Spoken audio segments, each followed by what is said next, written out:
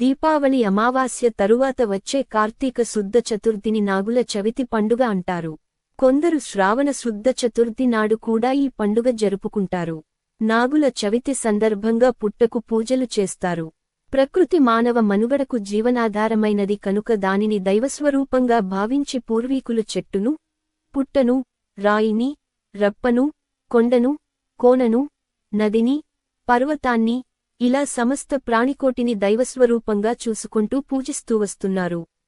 అందులో భాగంగానే నాగుపామును కూడా నాగరాజుగా, నాగదేవతగా పూజిస్తూ వస్తున్నారు.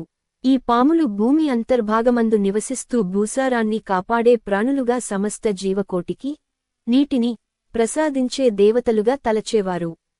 ఇవి పంటలను నాశనం చేసే క్రిమికీటకాదులను తింటూ పరోక్షంగా రైతుకు పంట నష్టం కలగకుండా చేస్తాయి. అలా ప్రకృతి పరంగా అవి మనకు ఎంతో సహాయపడుతూ ఉంటాయి. హిందూ పురాణాలలో నాగుల చవితి గురించి ఎన్నో గాథలు ఉన్నాయి. దేశమంతట పలు దేవాలయాల్లో మెలికలతో ఉన్న నాగేంద్రుని విగ్రహాలు కనిపిస్తూ ఉంటాయి. ఈ నాగుల చవితి నాడు నాగేంద్రుని శివభావముతో అర్పిస్తే సర్వరోగాలు పోయి సౌభాగ్యవంతులవుతారని భారతీయుల నమ్మకం. ఈ మానవ శరీరమనే పుట్టకు 9 రంధ్రాలు ఉంటాయి. వాటినే నవరంధ్రాలు అంటూ ఉంటారు. మానవ శరీరంలో నాడులతో నిండివున్న వెన్నెముకను వెన్నుబాము అని అంటారు. అందు కుండలినీ శక్తి మూలాధార చక్రంలో పాము ఆకారమువలెనే ఉంటుందని యోగశాస్త్రం చెబుతోంది. ఇది మానవ శరీరంలో నిదురిస్తున్నట్లు నటిస్తూ కామ, క్రోధ, లోభ, మోహ, మద, మాత్సర్యాలనే విషాల్ని గ్రక్కుతూ మానవునిలో సత్వగుణ సంపత్తిని హరించి వేస్తూ ఉంటుందని అందుకు నాగుల చవితి రోజున ప్రత్యక్షంగా విషసర్ప పుట్టలను ఆరాధించి పుట్టలో పాలు పోస్తే మానవునిలో ఉన్న విషసర్పం కూడా శ్వేతత్వం పొంది అందరి హృదయాలలో నివసించే శ్రీమహావిష్ణువునకు తెల్లని ఆదిశేషువుగా మారి శేషపాన్పుగా మారాలని కోరికతో చేసేదే ఈ నాగుపాము పుట్టలో పాలు పోయుటలోగల అంతర్యమని చెప్తారు. నాగుల చవితి రోజు ఆవు పాలు పుట్టలో పోసి నాగపూజేసి చలిమిడి, చిమ్మిలి, నువ్వులతో చేస్తారు. అరటిపళ్ళు, తాటి బుర్రగుంజు, తేగలు మున్నగున్నవి నివేదన చేస్తారు. ఆ సందర్భంగా పుట్టవద్ద దీపావళి నాడు మిగిలిన మతాబులు, కాకరపు వత్తులు, టపాసులు మొదలైనవి చిన్నపిల్లలు ఎంతో సంతోషంగా కూడా కాలుస్తారు. భారతీయుల చాలా ఇళ్లల్లో ఇలవేల్పు సుబ్రహ్మణ్యేశ్వరుడే ఆరాధ్య దైవంగా పూజిస్తారు కాబట్టి వారి పేరును చాలా మంది నాగరాజు, ఫణి, సుబ్రహ్మణ్యం, నగేష్, నాగమణి, నాగరావు వగైరా పేర్లు పెట్టుకుంటూ ఉంటారు. దీనినే జ్యోతిష్య పరంగా చూస్తే కుజ, రాహు దోషాలున్నవారు, సాంసారిక బాధలున్నవారు ఈ కార్తీకమాసంలో వచ్చే షష్ఠీ, చతుర్దశిలలో మంగళవారము నాడుగాని, చతుర్దశి బుధవారం కలిసివచ్చే రోజుకాని దినమంతా ఉపవాసము ఉండి నేను చెప్పే మంత్రం జాపించాలి. పాహి పాహి సర్పరూప నాగదేవ దయామయ సత్సంతాన సంపత్తిం దేహిమే శంకరప్రియ అనంతాది మహానాగ రూపాయ వరదాయచ తుభ్యం నమామి భుజగేంద్ర సౌభాగ్యం దేహిమే సదా. అలా ఆవు పాలు పుట్టలో పోసి నాగపూజేసి చలిమిడి, చిమ్మిలి, అరటిపళ్ళు మున్నగునవి నివేదన చేస్తారు. ఆ సందర్భంగా పుట్టవద్ద దీపావళి నాటి మిగిలిన మతాబులు, కాకరపు వత్తులు టపాసులు చిన్నారులు ఎంతో సంతోషంగా కూడా కాలుస్తారు. ఇలా స్త్రీలు ఆరాధిస్తే శుభప్రదమైన సుఖసంతానము, అదే కన్నె పిల్లలు ఆరాధిస్తే మంచి భర్త లభించునని పలువురి విశ్వాసము. ఈ విధమైన నాగుల ఆరాధన ఈనాటిది కాదు, యుగాలనాటిది. సౌభాగ్యానికి, సంతాన ప్రాప్తికి సర్పపూజ చేయుట అనేది లక్షల శరత్తుల నాడే ఉన్నట్లు మన పురాణాలలో ఎన్నో గాథలు కానవస్తున్నాయి. దేశమంతట పలు దేవాలయాల్లో మెలికలతో ఉన్న నాగేంద్రుని విగ్రహాలు కనిపిస్తూ ఉంటాయి. ఈ నాగుల చవితి నాడు నాగేంద్రుని శివభావముతో అర్చిస్తే సర్వరోగాలు పటాపంచలై సౌభాగ్యవంతులవుతారని ఋషివచనం. నాగేంద్ర, మేము మా వంశములో వారము నిన్ను ఆరాధిస్తున్నాము. పొరపాటున తోక్తొక్కితే తొలగిపో, నడుం తొక్కితే నా వాడనుకో, పడగ త్రొక్కితే కస్సుబుస్సుమని మమ్ములను భయపెట్టకు తండ్రి అంటూ పుట్టకు ప్రదక్షిణ నమస్కారాలు చేయాలని పెద్దలు చెప్తూ ఉంటారు. నూకని పుట్ట చుట్టూ నూకలు నువ్వు తీసుకుని మూకలు మాకివ్వు తండ్రి అని చల్లి పుట్టమన్ను చెవులకి పెట్టుకుంటాము. మనకి పంట సరిగ్గా పండి మన పొట్ట నిండటానికి ఎంతో సహాయపడే ఈ పాముల్ని ఈ ఒక్కరోజన్నా మనసారా తలుచుకుని వాటి ఆకలి దప్పికలు తీర్చడమే ఈ పండుగ యొక్క ముఖ్య ఉద్దేశ్యం. నాగుల చవితి రోజున ఈ శ్లోకాన్ని పఠిస్తే కలిదోష నివారణ అవుతుందని శాస్త్రాలు పేర్కొంటున్నాయి. కర్కోటకస్య నాగస్య దయంత్యా నలస్య చ ఋతుపర్ణస్య రాజర్షే కీర్తనం కలినాసనం. ఈ సర్పారాధనకు తామరపూలు, కర్పూరంపూలు, లడ్డు మున్నగునవి ప్రీతికరమని చెప్తారు. సర్పారాధన చేసే వారి వంశం తామరతంపరంగా వర్ధిల్లుతుందని భవిష్య పురాణం చెప్తోంది. తలనుండు విషము ఫణికిని వెలయంగా తోకనుండు వృశ్చికమునకున్ తలతోకయనకు యుండు కలునకు నిలువెల్ల విషము గదరాసుమతి అని చెప్పినట్లు అలా మన చుట్టూ మానవరూపంలో ఉండే మానవులు సర్పజాతి మనసు కంటే నికృష్టమైన అంటే అవి మనం వాటి జోలికి వెళితేనే ప్రమాదకరమవుతాయి. వాటికంటే భయంకరమైన మానవ సర్పాలు మన చుట్టూ తిరుగుతున్నా గమనించలేకపోతున్నాం అని గ్రహించుకోవలసి ఉంది. నాగర్కోయిల అనే ఊరిలో నాగుపాము విగ్రహం ఉందిట. దాని సమీపంలో 6 నెలలు తెల్లని ఇసుక, 6 నెలలు నల్లని ఇసుక భూమిలో నుండి ఉబికి పర్తెకి వస్తుందని భక్తులు చెప్తూ ఉంటారు. నాగుపాము కుబుసానికి కూడా మంచి ఆయుర్వేద గుణాలు ఉన్నాయని, గరళాన్ని ఆయుర్వేద మందులలో తగుమోతాదులలో ఉపయోగిస్తారని ఆయుర్వేద శాస్త్రం చెబుతుంది. యోగీశ్వరో మహాసేన కార్తికేయోగ్ని నందన స్కందకుమార సేనాని స్వామి శంకర సంభవ గాంగేయ స్థామ్ర చూడశ్చ బ్రహ్మచారి శిఖిధ్వజ తారకారి ఉమాపుత్ర క్రౌంచారీశ్చ షడానన శబ్ద బ్రహ్మ సముద్రశ్చ సిద్ధ సారస్వతౌ గుహ సనత్కుమారౌ భగవాన్ భోగమోక్ష ఫలప్రద సరజన్మ గణాదీస పూర్వజో ముక్తి మార్గకృత్ సర్వాగమ ప్రణీతా చ వాంఛితార్థ ప్రదర్శిన అష్టవింశతి నామాని మదీయాని తీయ పఠేత్ ప్రత్యుషే శ్రద్ధయా యుక్తో మూకో వాచ పతిర్భవేత్ మహామంత్ర మయానీతి మామనామాను కీర్తనం మహాప్రజ్ఞామవాప్నోతి నాత్ర కార్య విచారణ. వృశ్చిక రాశిలో వచ్చే జ్యేష్ఠ నక్షత్రాన్ని సర్ప నక్షత్రమంటారు. ఈ నక్షత్రంలో సూర్యుడు సరిగ్గా కార్తీక శుద్ధ చవితి నాడు ప్రవేశిస్తాడు.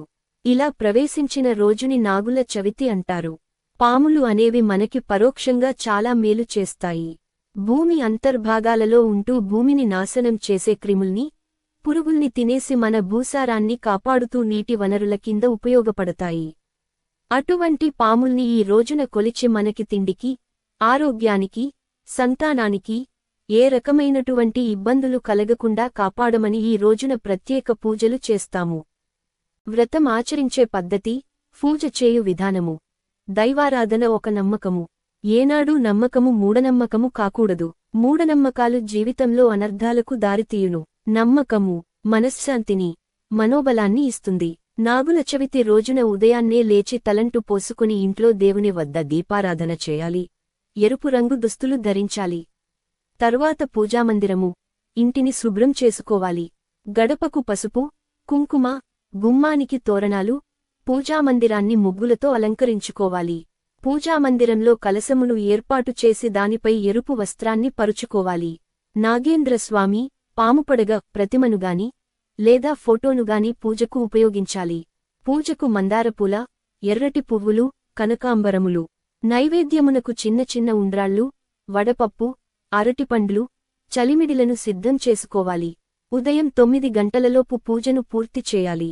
పూజకు ముందు నాగేంద్ర అష్టోత్తరము, నాగేంద్ర స్తోత్రము, నాగస్తుతి, నాగేంద్ర సహస్రనామములను పఠించడం ద్వారా సకల సంతోషాలు ప్రాప్తిస్తాయని విశ్వాసం. స్తోత్రములు పఠించేందుకు వీలుకాని పక్షములో ఓం నాగేంద్రస్వామినే నమః అనే మంత్రాన్ని 108 సార్లు జపించాలి. దీపారాధనకు నువ్వుల నూనెను వాడాలి. 7 దూదివత్తులు, ఆవునేతితో సిద్ధం చేసుకున్న దీపముతో హారతినిచ్చి నైవేద్యమును సమర్పించుకోవాలి. పూజ ముగిశాక నాగేంద్రస్వామి నిత్యపూజ అనే పుస్తకమును తాంబూలముతో చేర్చి ముత్తైదువులకు అందజేయాలి. తరువాత దగ్గరలో ఉన్న పుట్టవద్దకు పోయి దీపం వెలిగించి పుట్టలో పాలుపోసి పూజ చేయాలి. పూజ అయిన తరువాత నైవేద్యం పెట్టి ఆ రోజు పగలంతా ఉపవాసం ఉండి రాత్రికి భోజనం చేయాలి. ఇది వ్రతం ఆచరించే పద్ధతి. నాగుల చవితి రోజున నాగదేవతలకు పంచామృతములతో అభిషేకం చేయిస్తే సర్వం సిద్ధిస్తుందని నమ్మకం. అలాగే దేవాలయాల్లో నాగేంద్ర అష్టోత్తర పూజ, నాగేంద్ర సహస్రనామ పూజలు చేయించడం శుభదాయకం. ఇంకా మోపిదేవి ఆలయం, నాగేంద్రస్వామి పుట్టలను నాగుల చవితి రోజున సందర్శించేవారికి అనుకున్న కార్యాలు దిగ్విజయంగా పూర్తవుతాయని పురోహితులు అంటున్నారు. చెవిబాధలు, కంటిబాధలు ఉన్నవాళ్లకు చవితి ఉపవాసం మంచిది. నాగవస్త్రాలు పుట్టమీద పెట్టి తీసి ధరిస్తే మనోరథాలు తీరుతాయి. బాలబాలికలు దీపావళి రాత్రి నాగదివ్వెలను వెలిగించే చవితిని స్మరించి ఆహ్వానిస్తారు. దీపావళి పండుగ వెళ్లిన నాలుగోనాడు మనకు నాగుల చవితి వస్తుంది. సంతానానికి సర్ప పూజకు గల సంబంధాన్ని తెలపడానికి బ్రహ్మ పురాణంలో ఒక కథ ఉంది.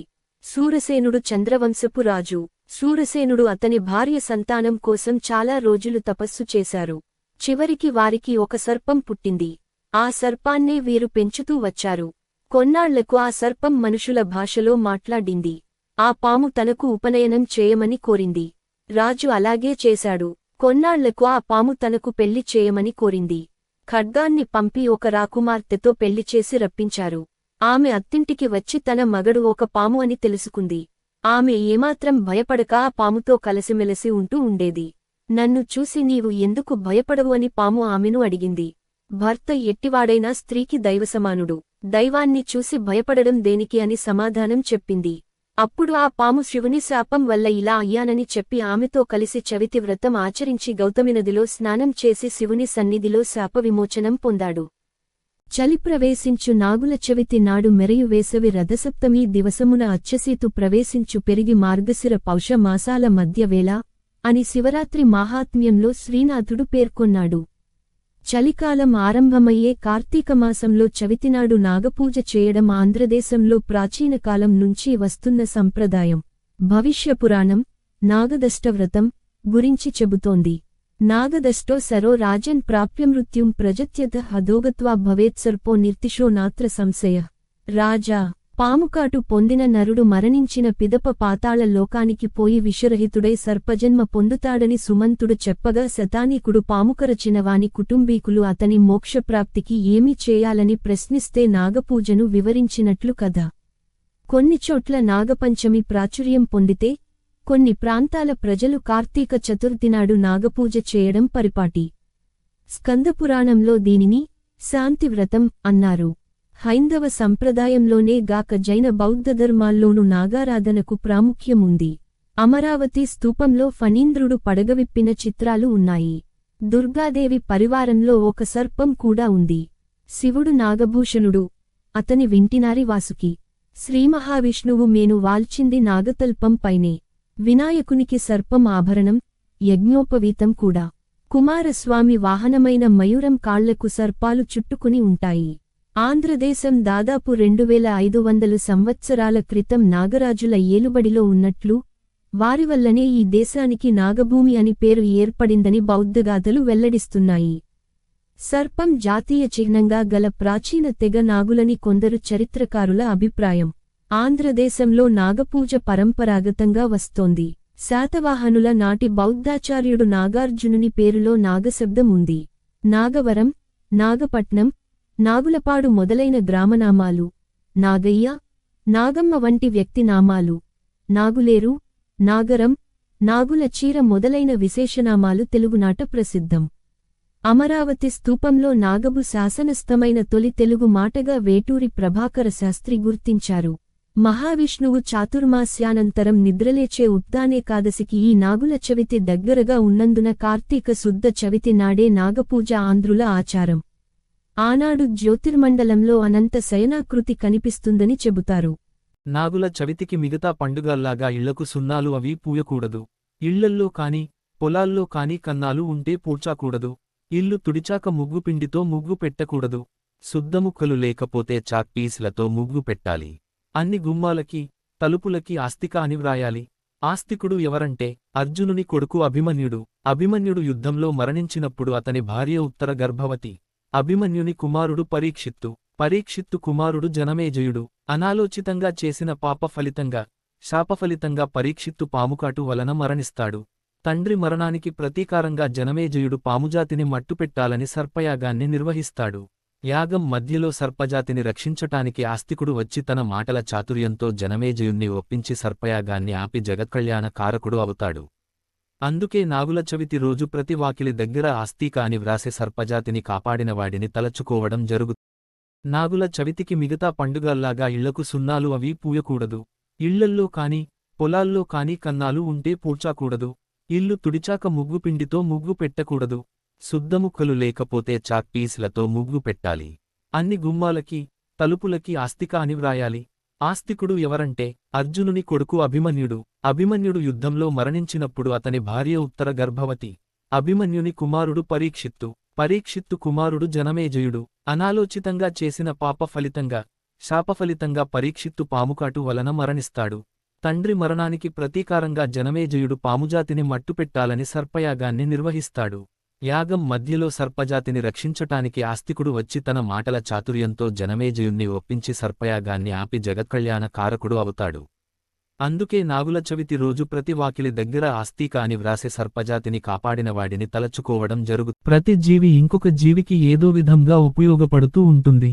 దీనినే సమన్వయ సహకారము అంటాము. అన్ని జీవుల మాదిరిగానే పాములు జీవపరిణామ క్రమము లో భాగంగానే ఉద్భవించాయి అని అనడంలో సందేహము లేదు. నాగుపాము కుబుసానికి కూడా మంచి ఆయుర్వేద గుణాలు ఉన్నాయని, గరళాన్ని ఆయుర్వేద మందులలో తగుమోతాదులతో ఉపయోగిస్తారని ఆయుర్వేద శాస్త్రం చెబుతోంది. నాగుల చవితి రోజున ఉపవాసం ఉండి పాము పుట్టను పూజించాలి. పుట్టలో ఆవుపాలు పోయాలి. పుట్టను పూజించే అవకాశం లేనప్పుడు నాగవిగ్రహాన్ని పాలతో అభిషేకించాలి. సాధారణంగా ప్రతిచోట ఆలయాలలోనూ రావి, వేప చెట్ల క్రింద ఈ నాగవిగ్రహాలు, నాగబంధం ఉంటుంది. ఒక విషయానికి గుర్తుంచుకోండి, పాములు సరీసృపాలు కనుక పాలు త్రాగవు. అలా అని అన్ని పాములు పాలు త్రాగవని కాదు. దేవత సర్పాలు మాత్రమే పాలు త్రాగుతాయి. మామూలు పాములు పాలు త్రాగితే అరగక కక్కెస్తాయి, మరణిస్తాయి కూడా. దేవత సర్పాలు ఎక్కడ పడితే అక్కడ ఉండవు. మనిషి కంటికి కనిపించవు. అంటే మానవ కదలికలను లేని మహారణ్యాలలో మాత్రమే ఉంటాయి. అందువల్ల పుట్టలో పాక్కెట్ల కొద్ది పాలు పోయకండి. నాగజాతిని తలుచుకుని నాగదేవతకు నైవేద్యంగా 1-2 చెంచాల పాలు మాత్రమే పుట్టలో పోసి మిగతావి ప్రసాదంగా స్వీకరించడం మంచిది. నాగదేవత పూజలో పసుపు కుంకుమలను పుట్ట దగ్గర వాడవద్దు. పసుపు అంటే పాములకు అలర్జీ. పసుపు వాటి శరీరానికి అంటుకోవడం వలన కూడా అవి మరణించే అవకాశం ఉంటుంది. పండుగ పూట పాపం చేయకండి. పసుపు కుంకుమలను పుట్ట దగ్గర వాడకండి. పుట్ట దగ్గర, నాగబంధం దగ్గర పూజించాక ఇంటి గడప దగ్గర కూడా పాలు పోయాలి. ప్రతి ఇంటి గుమ్మం దగ్గర నాగరాజు కొలువుండి ఇంటిని రక్షిస్తుంటాడు. కనుక ఇంటి గడప మీద పాలు పోయండి. కాసింత చిమ్మిలి, చలివిడి పెట్టండి. ఒక అరటిపండు ముక్క పెట్టండి. మరునాడు ఇంట్లో బంగారంతో కాని, వెండితో కాని, కొయ్యతో, చెక్క కాని, మట్టితో కాని చేసిన నాగప్రతిమను పంచామృతాలతోనూ, జాజి, సంపెంగ లాంటి సువాసనగల పూలతోనూ పూజించాలి. ఈ నాగపూజ వలన సర్పదోషాలు నశిస్తాయి.